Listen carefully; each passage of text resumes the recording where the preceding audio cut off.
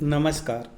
जनगणना 2027मध्ये नागरिकांकरिता स्वगणना सेल्फ इन्युमरेशन हा पहिला टप्पा सुरू होणार आहे.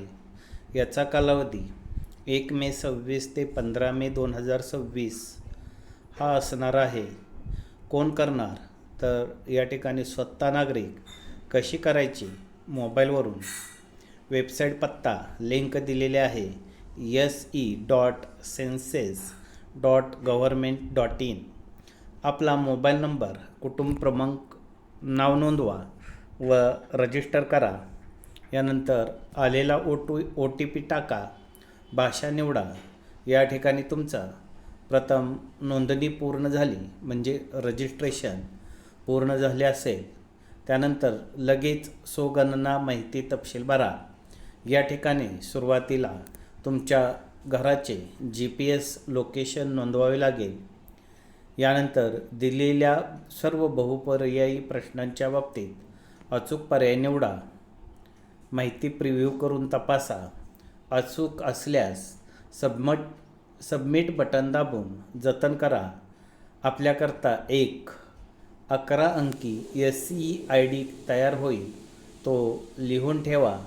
आपण भरलेली माहिती पडताळणी करणे कामी अधिकृत प्रगणक घरी भेट देऊन माहितीची पडताळणी करतील आणि माहिती व्हेरीफाय करतील. वरीलप्रमाणे स्वगणना स्वतः पूर्ण करून या राष्ट्रीय उपक्रमात सहभाग नोंदवा. लक्षात ठेवा, जनगणनेचा तपशील हा सुरक्षित व गोपनीय आहे, त्यामुळे अचूक माहिती भरा. अधिक माहितीसाठी आपल्या भागातील नियुक्त जनगणना प्रगणक यांच्याशी संपर्क करा. या ठिकाणी सेल्फ इन्युमरेशन फ्लोचार्ट दिलेला आहे.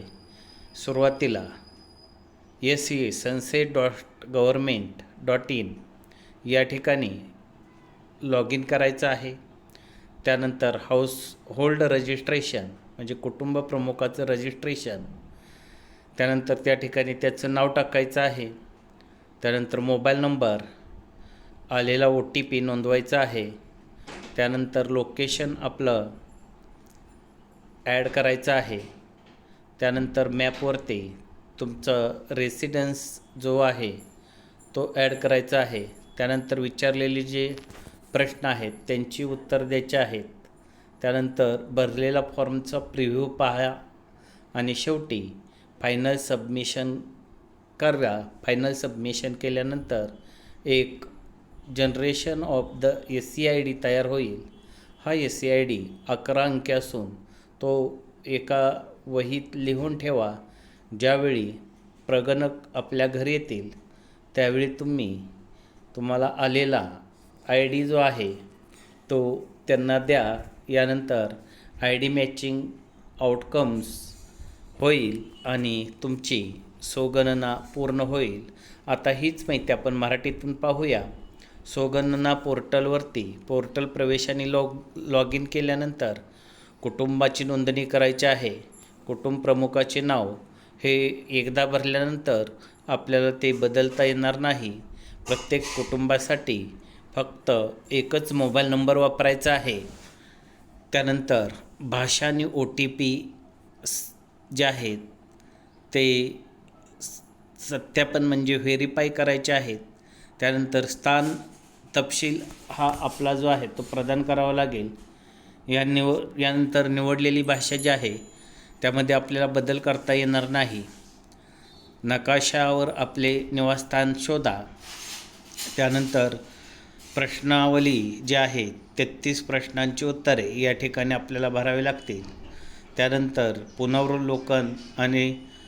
पुनरावलोकन करण्यासाठी जो डेटा दिलेला आहे तो घ्या.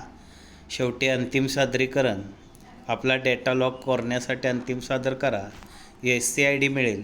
सादरीकरणानंतर एक 11 अंकी SEID उपवर्गासह तयार होतो आणि SMS किंवा ईमेलद्वारे तो पाठवला जातो. ज्यावेळी प्रगणक भेट देतील त्यावेळी त्यांना SEID सांगा. SEID विद्यमान नोंदीशी जुळत असेल तर तपशील निश्चित करून सादर केले जातील. जर जुळले नाही तर प्रगणक नव्याने डेटा गोळा करतील. अशा प्रकारे स्वगणना करावी. धन्यवाद.